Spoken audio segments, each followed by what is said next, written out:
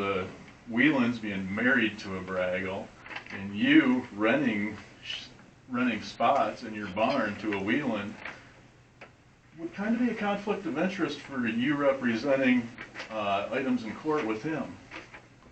And you might not think so, Sam, but I can go through being 19 years old, drinking beer with you at a house you were renting to me and Matt Whelan, you bringing it on Linwood Road in Fraser. I mean, I've known you for a long time. I've dropped the Whelans off at your barn to get their farming equipment. So when it comes to this stuff, contractor list, how many people were contacted? I'm a contractor. I wasn't contacted. No, I only got three, and he said he'd do it for nothing, so I never went any further. We got it fixed. It's fixed. But that's what I'm saying is, you just, why is it on the agenda to be, or in the minutes to be fixed last month? I mean, it just seems. We needed it fixed. It was on the unfinished business. We all took. So who else bid it, Sam? Well, I don't know. I'd have to go look to see. I mean, is your list? I called three. I called this isn't a question and answer, so You're the one speaking. I'm a licensed contractor. I don't know if they are. You have my insurance. I don't know if you have theirs. So it just concerns me. And then talking with the Planning Commission about junkyard and salvage yard definitions, me and my wife are very passionate about getting this figured out. We need the business that my grandparents zoned correctly in what the township took away from our rights. This needs to be fixed. You have a zoning, past zoning administrator here, Richard Sabias, that would back everything I'm stating when it comes to Dennis Braggle wanting to come after me falsely, Tom Bach wanting to come after me falsely. There was no truth to this lawsuit in 2015. We've been 8 years wanting to open my father's business back up. This is a bunch of BS. I mean, and then you guys just had the Planning Commission and Spicer just change definitions, change zoning. Just like it's kids in a candy store, or kids with a crayon book.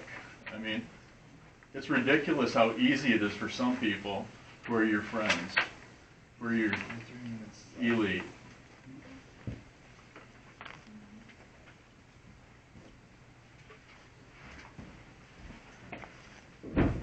Hi, Michelle Pennick at 53 South Linwood Beach Road. And I would like to know why this picture here is not bigger, and this one back here, because this is what we're talking about here. And at the bottom of that used to say, have a thing about what we do for the residents and how we're supposed to keep to guidelines around that. And it has to do with your ordinance as well as how the people in this area feel, and the statement actually reads, ultimately, the recommendations shown on the future land use map are intended to help township officials, property owners, and residents make zoning and development decisions that are in the best interest of the community. The future land use map seeks to guide residential, commercial, and industrial development into appropriate locations which maintain the overall character and appearance of the township. Descriptions of the future land use categories begin on the following page. I just wanted to make very apparent that that was written for the residents and the people in Linwood, not necessarily just calling township. Linwood is a community of its own. So I think that our rights should really be a part of this. I also definitely want to do a correcting with Rick Fletcher at the board meeting the other night, where he brought up Facebook comments that I had made about dual units. It wasn't that at all. I said that I could make my house that if I wanted to, turn it into a duplex. If it's good for them and then it's good for me, that was how that whole statement was. It's good for the goose, it's good for the gander. I find Rick Fletcher extremely biased against me. I think there's an extreme issue, and I think he should recuse himself from the planning board that deals with this, with other people that are involved that he has had previous relations with, and I find it unfair as a resident that I have to stand here and go up against a board member, which we know how that vote's going to go, right? Not in very well my favor. So he called me out on a statement I had made on Facebook or on Thursday's meeting. Well, I'm going to call him out on things that he likes to say on Facebook also, which is himself saying that he would recuse himself, or he should. And so I think that should definitely be done. Absolutely. And not to mention, he lives in Midland now. He's not even in this area. I think this board member should go. Thank you. Anybody else?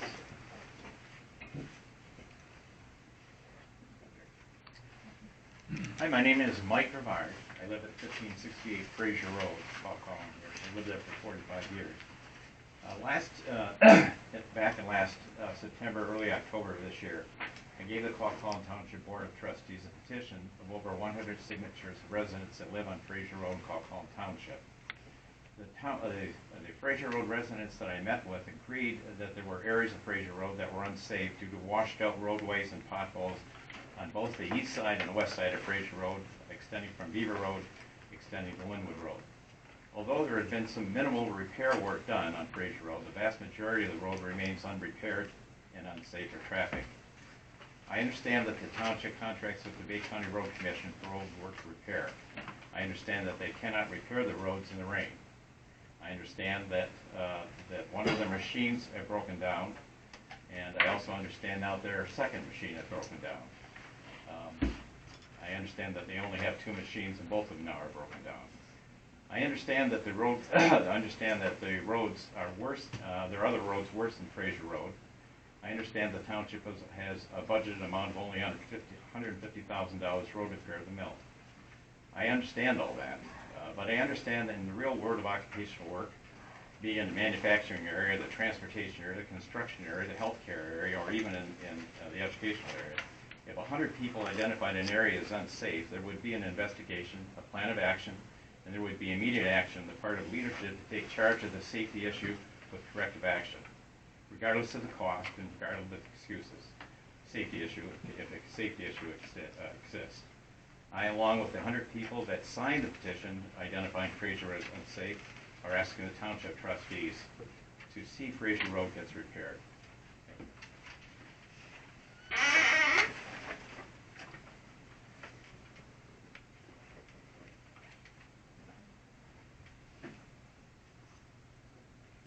Anybody else? Hearing none, we will move on.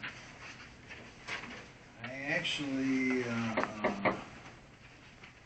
when it comes to the old business, actually all 3 of these were kind of tabled for a few weeks until we get enough information, so I didn't put it on the 3rd one. You don't have anything more for the parking, do you? Nobody commented about this parking. I'll hand those down. If you'd please review this and send any additions for subtractions or modifications.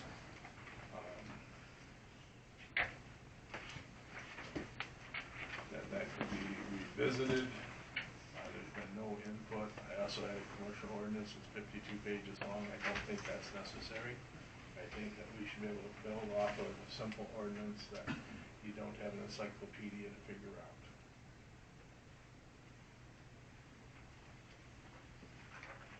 Okay, moving on to new business. Purchase policy. I think we kind of cast that in stone. Well, when we discussed it in our work session, the only thing that I noticed when reviewing it again today is that under 5, contract review, we had discussion about putting there will be a review of contracted services, and I think we all made that change, and yet on this copy it says there should, which is the word that we had mixed and put will. I don't think it's anything shocking to anticipate that we're going to review contracts once every 3 years to make sure it's still fitting our needs.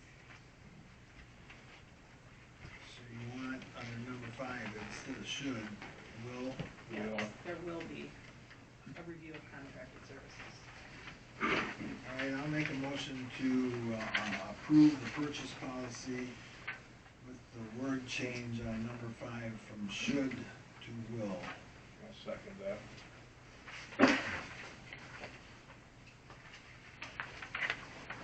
Let's do a roll call on that one. Davidson, Yes? Cruz, Yes. Class, Yes. Campbell, Yes. DeShano. Yes. So, just so everybody understands, when we do past due water and sewer bills, we had a policy at the water company and that the road commission is the head of, that when a bill come past due, they would get 2 notices in the mail and then we would go shut the water off. Well, what's happening is, it was $25 to shut the water off and $25 to turn the water back on. Well, every time the truck went out with a man or two to go shut the water off, the guy would call in and make a payment, and they'd have to sit there for 10, 15 minutes while the guy made the payment, and then there was nothing. So what the road commission and the water and sewer decided to do is that when the bill gets its second notice, they're going to charge the account $50. And then, if when they go out to shut it off, the guy pays the bill, well, he's gonna owe the $50 anyhow, and it'll pay for the manpower that's always going out there.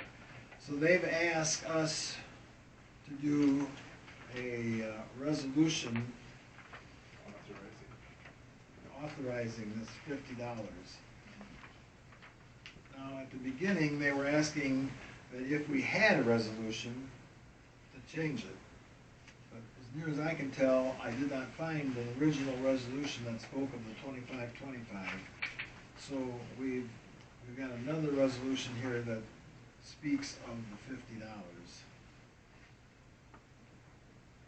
So I would like to make a motion that we go ahead and do it, because I'll guarantee you the 2 men sitting out there for half an hour. Costs more than that. I'll Costs more than second it. $50. We'll do a roll call vote on that. I just have a quick question on this. Yeah. This kind of caught me a little bit earlier too. The Board of County Road Commission has approved a delinquent account charge of $50 to any account that has had a service order generated the day before the actual shut-off date. This fee will be charged to a customer who makes the payment at the time of the technician's arrival to shut off the service. So, is there gonna be a situation where, they're ordering somebody to go out there and shut it off, and the person goes in and pays, and that $50 is still gonna stick? That would be my concern. It says that it will be charged when they actually show up, if they pay, when they come to shut it off. But if that's gonna generate the day before, what's gonna happen if they go in person the morning of, right, before the person actually goes out there to shut it off? I'm just curious if somebody's still gonna get penalized if they scrape the money together the morning of, right, if they're still gonna get that If that $50 truck goes out charge. to turn the water off, It will $50 say is gonna stay. because of the 2 people in the truck. Mm-hmm. And if it was generated Generated the day before we went to shut the water off. So if they showed us a receipt, hypothetically, and the receipt says that they paid it on the 12th, but when they got in the office today, it's generated, well, they couldn't technically pay it on the 12th, so then we billed $50. Right. Our truck would show up to shut the water off. If they come in and pay the day before, when the bill, the $50 was gonna get on there, It then would obviously stop. the guy wouldn't go out to shut the water off. They'd stop him from going out. So we'll do a roll call vote on that. Cruz, Yes. Class, Yes. Campbell, Yes. DeShano.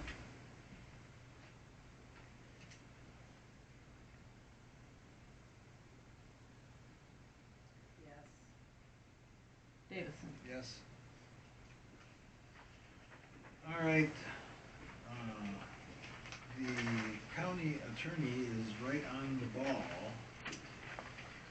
And this this is one of the contracts that we have with the sheriff department in Fraser Township.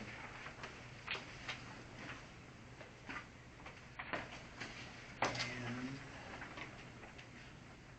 if you look at the last two pages, it speaks of 2022, or 2020, 21 and 22? it speaks of 22 and 23, and then 24, of what this is gonna cost, each of us. And it is going up in several categories. Wages, Pension. and I think you're right, I think pension is Pension. one. County Commission was talking about it because this is the only way we're going to be able to retain the good officers that we already have. And they walk across the street and they get $3 more an hour. They promise them more in their pensions, but our pensions are fully funded plus, where the city does not do it at the same level. They did a little adjusting on the workman's comp, went down a little bit, but the sick went up. But it should, one of these pages, gave us the, oh yeah, right here, on the first, the second to last page, it says how much will be Fraser and how much is Coquitlam on this particular contract. So ours would be $66,000 a year instead of 65. Pretty good, say. No, theirs went up a couple $100, $140. But they get a small percentage. I think we're paying 60%. And then the county pays the difference between the two. I think it's 60/40, but Well, it actually lists it 60 and earlier. 9. It's 60 and 9 because you're getting 69% of an FTE. oh, there you go, 60 and then.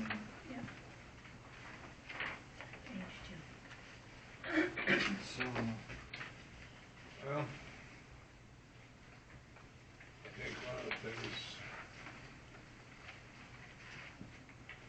I'll make the motion. Because I was already in a meeting where they talked about this, and I believe the people out here in the township, we want public safety.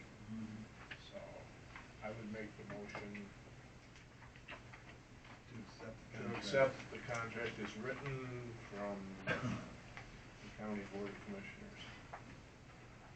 We have two contracts, so let's specify this Fraser-Coquitlam contract. Yes. Fraser Coquitlam agreement with the Bay County Sheriff's Department. That should be specific enough. Right. Or wait a minute. Did they put the contract number on here? No, I don't think so. Oop. So we'll do a roll call vote on that. I'll second it. No, there's no contract number. Class, Yes. Campbell, Yes. DeShano, Yes. Davidson, Yes. and Cruz. Yes. Okay. Linwood Metro. I'll explain this right from the get-go. I got a letter from the Linwood Metro Board that indicated that they were going to, their board had approved hooking to Coquitlam's water line on Labordes Road at Elevator. So I called up there and I says, well, don't you think you ought to ask Coquitlam whether you can hook to the line? So since that time, I have spoken to Spicer and Bay County Water and Sewer, and apparently our supervisor many years ago apparently thought it was, or knew that Linwood was gonna have to hook to our line eventually because he put a 12-inch water line down Labordes Road that goes all the way to South Linwood Beach. So I had Spicer tell me, and what it amounts to is, the Linwood metro area is using 51,000 gallons, which comes to 35.4 gallons per minute. And during the maximum time, in the summertime when people are sprinkling, they're using about 85.4 gallons per minute, or about 123,000 gallons a day. The 12-inch main that is on Labordes Road has a capacity of 1,205 gallons per minute. So there's plenty of water on Labordes Road.